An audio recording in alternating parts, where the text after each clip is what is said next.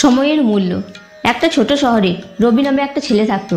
স্বপ্ন ছিল তারও বড় হবে, পরিবারে গর্ব হবে, মা বাবার মুখ উজ্জ্বল করবে, সবাই তাকে চিনবে ও ভালোবাসবে। কিন্তু রবির একটা অভ্যাস তার সব স্বপ্নের শত্রু হয়ে দাঁড়িয়েছিল, আলসেমি আর দেরি করা।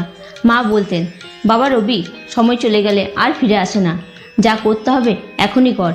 বাবার মুখে হতাশার ভাস, তবু রবি শুনতো না। বন্ধুরা যখন পড়াশোনায় মন দিত, রবি তখন ফোন দেখত, অযথা গল্প করত আর নিজেকে বোঝাতো, সময় তো অনেক আছে, কাজ আমি পরে করে নেব।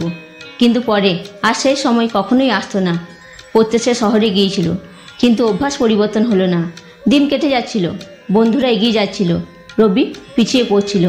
একদিন ক্লাসে সবার রেজাল্ট বের হলো, সবাই পাস করেছে, কেউ ফার্স্ট কেউ সেকেন্ড হয়েছে, আর রবি ব্যর্থ। তখন সে বুঝলো এভাবে আর চলবে না। রবি শহরে একজন সাধু বাবা ছিলেন, শান্ত, জ্ঞানী আর দয়ালু। রবি তার কাছে গেল। সাধু বাবা তখন এক বিশাল গাছের নিচে চোখ বন্ধ করে ধ্যান করছেন। রবি ভয়ে ভয়ে বলল, বাবা আমায় বাঁচান, আমি বারবার হেরে যাচ্ছি, সবাই এগিয়ে যাচ্ছে, আমি কিছুই করতে পারছি না, কি করব? সাধু বাবা চোখ মেলে রবির দিকে তাকালেন, মৃদু হেসে বললেন, বাবা রবি, তুমি শুধু তোমার শত্রুকে চিনতে পারোনি। তোমার শত্রু আর কেউ নয়, তোমার আলসেমি আর দেরি করার অভ্যাস। তোমাকে একটা গল্প বলি, শুনবে? এক অলস মানুষের হারানো সুযোগ। একটা রাজ্যে খুব দয়ালু এক রাজা ছিলেন।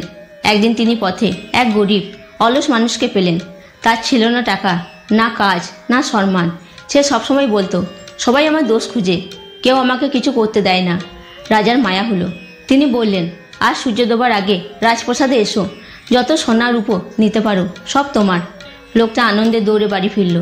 বউকে বলল, আমাদের আর কোনো অভাব থাকবে না, আজ আমরা ধনী। আজ রাজামশাই সূর্য অস্ত যাওয়ার আগে আমাকে যেতে বলেছেন রাজ দরবারে। আমাদের যা কিছু দরকার সবই রাজামশাই দেবেন। বউ বলল, তাহলে দেরি না করে যাও। কিন্তু লোকটা বলল, না, আগে পেট ভরায়, সময় তো আছে। খেতে বসলো। আরাম করে খাওয়ার পর দেখলো এখনও তো সময় আছে, একটু ঘুমিয়ে নিই। আর ঘুম যখন ভাঙে তখন দেখে দেরি হয়ে গেছে। তাড়াতাড়ি ঘর থেকে বের হলো, কিন্তু পথ চলতে চলতে সে হাঁপিয়ে গেল। পথে এক গাছের নিচে বসলো বিশ্রাম নিতে। সেখানে ঠান্ডা হাওয়ায় আবার ঘুমিয়ে যায়। এবার যখন ঘুম ভাঙে তখন সন্ধ্যা ঘনিয়ে আসে। তখন সে ছুটে রাজপ্রাসাদে পৌঁছালো। সূর্য ডুবে গেছে, দরজা বন্ধ। সময় কিছুক্ষণের জন্য তার ভাগ্য বদলাতে এসেছিল, কিন্তু সে নিজের ভাগ্য নিজেই খারাপ করে ফেলল। ধন সম্পদের দরজা খুলে গিয়েছিল, শুধু তার দেরি আর অলসতার কারণে সব হারালো। রবির উপলব্ধি হলো। গল্প শেষ করে সাধু বাবা রবিকে বললেন, বাবা মনে রেখো, সময় সব থেকে বড় ধন, একবার গেলে আর ফেরে না। রবি চোখে জল এলো।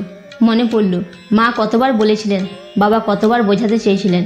সে বুঝল আলসেমি আর দেরি তার সব কিছু কেড়ে নিচ্ছিল। সেদিন থেকেই রবি বদলে গেল। রাত জেগে ফোন দেখতো না, রাত জেগে পড়াশোনা, বন্ধুদের সাথে অযথা গল্প নয়, লক্ষ্যের সাথে বন্ধুত্ব। ধীরে ধীরে ক্লাসে সবার আগে রবির নাম। যে রবি একসময় সবার পেছনে ছিল, সে এখন সবার অনুপ্রেরণা। এই গল্প আমাদের শেখায়, সময়কে অবহেলা মানে স্বপ্নকে হারানো। যে সময় গেছে তার কোনো রাজা ফেরাতে পারে না। আজই শুরু করতে হবে, এখনই। ছোট ছোট দেরি একদিন তোমার জীবনে বড় ব্যর্থতা হয়ে দাঁড়াবে, যদি না তুমি এখনই জেগে ওঠো। তাই আসুন আর সবাই মিলে ভালোবেসে আমার সঙ্গে বলুন, জয় শ্রীকৃষ্ণ। ভালো লাগলে একটা কমেন্ট করে জানাবেন। আপনার প্রতিক্রিয়া আমাদের অনুপ্রেরণা দেয়।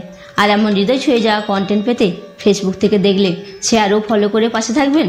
আর ইউটিউব থেকে দেখলে সাবস্ক্রাইব করতে ভুলবেন না।